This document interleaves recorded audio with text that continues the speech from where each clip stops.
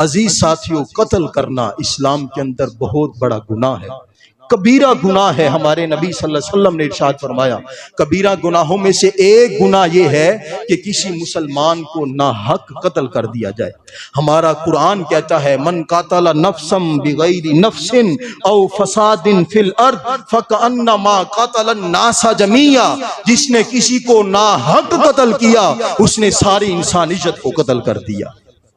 کریم آقا علیہ السلام، ہمارا اسلام تو امن کا درس دیتا ہے، کتنا امن کا درس دیتا ہے۔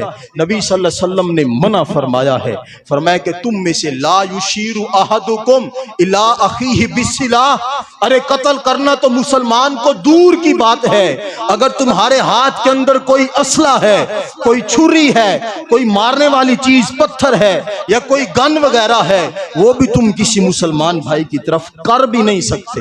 اسلام اس سے بھی منع کر رہا ہے۔ اور جب اس کو مار دیا جائے، شہید کر دیا جائے، تو سنو قیامت کا کیا منظر ہوگا۔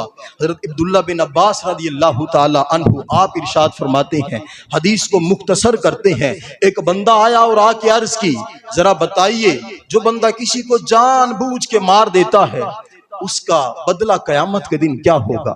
فرمایا وَمَن يَقْتُلْ مُؤْمِنًا مُتَعَمِّدًا فَجَزَاؤُهُ جَهَنَّمُ خَالِدًا فِيهَا، جو کسی کو جان کے مارے گا قیامت کے دن جہنم میں جائے گا، ہمیشہ ہمیشہ رہے گا۔ آگے سے بندہ پھر کہتا ہے ذرا یہ بتائیے اگر وہ توبہ کر لے، آپ فرماتے ہیں یہ وہ آخری آیت ہے، یہ حضرت عبداللہ بن عباس کی تحقیق ہے، آپ فرماتے ہیں کہ یہ آخری آیت ہے، اس کے بعد وحی کا سلسلہ ختم ہو گیا۔ پھر اس کے بعد کہنے لگا اگر وہ توبہ کرتا ہے تو کیا ہوگا؟ فرمایا نبی صلی اللہ علیہ وسلم نے بھی ارشاد فرمایا ہے قیامت کے دن ماحول کیا ہوگا، قاتل کو مقتول پکڑ کے آئے گا، دائیں ہاتھ سے پکڑے یا بائیں سے پکڑے، اسے ایک ہاتھ سے پکڑ کے آئے گا، ایک ہاتھ اپنے سر پہ رکھے گا اور عرش کے سامنے کھڑے ہو جائے گا اور اس کی رگوں سے خون بہ رہا ہوگا۔ وہ مقتول رب کو پکارے گا، اے ربی، اے میرے پالنے والے، مجھے دنیا میں بھیجنے والے، سل، اس سے پوچھ من حاضر رجل، اس بندے سے پوچھ یہ میرا قاتل کھڑا ہے، اس نے دنیا میں مجھے کیوں قتل کیا تھا؟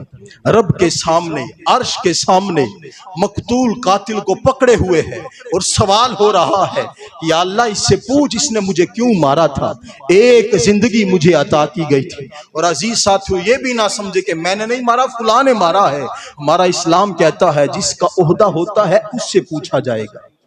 میں کہوں کہ میں کہیں جگہ پہ جا کے فلاں فلاں کر دوں اور مجھ سے نہیں پوچھا جائے گا، پوچھا جائے گا، اور اتنا پوچھا جائے گا۔ حضرت عمر فاروق نے فرمایا تھا اگر دریائے فرات کے کنارے کوئی بکری کا بچہ بھوکا پیاسا مر جائے، قیامت کا دن ہوگا، اللہ امیر المؤمنین عمر فاروق کو سامنے کھڑا کر کے پوچھے گا اے عمر بتا تیری حکومت کے اندر وہ بکری کا بچہ بھوکا اور پیاسا کیوں مر گیا تھا؟